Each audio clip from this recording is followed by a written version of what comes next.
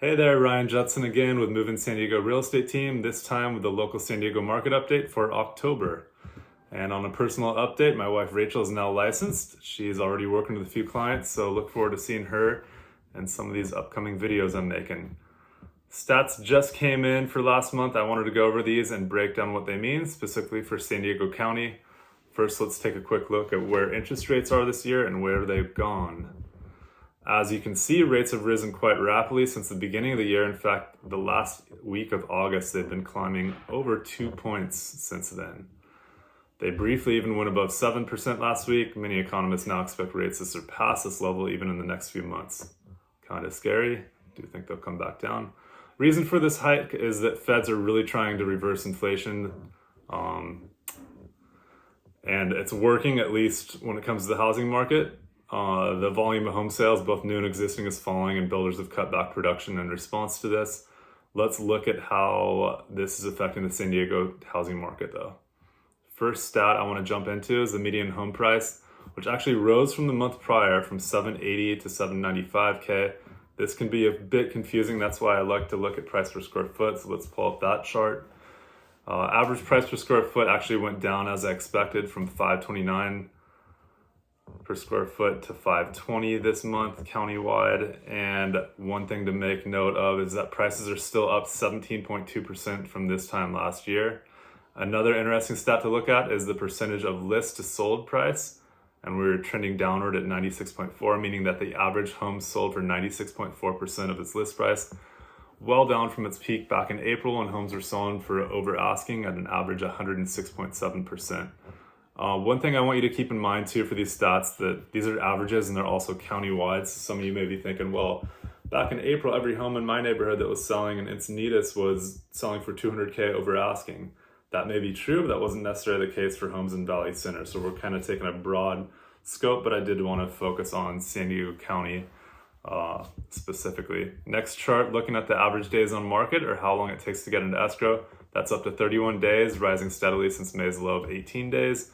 This is a shock to many sellers out there who are panicking when their home doesn't sell after the first week or two in the market. I say calm down, have some patience, hire a better agent next time.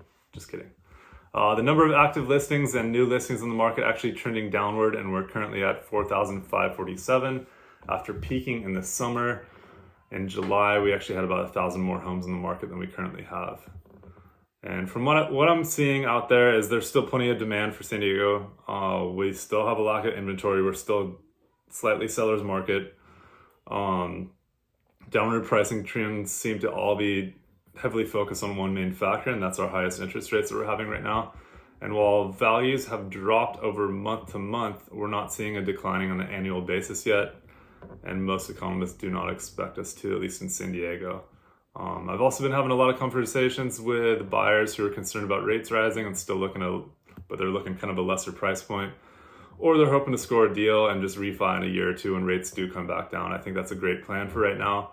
I've also talked to a few of my more affluent clients that own several homes, and they're sitting on the sidelines with their cash, gearing up, thinking they're going to score some deals over the next year. This alone tells me that the latest correction, at least in San Diego, may not be a crash. I believe that with this many people still on the sideline, ready to make a move soon, that as soon as rates do come back down, I think the market will again become offset, and we'll have greater demand than supply, thus forcing values to come back up again.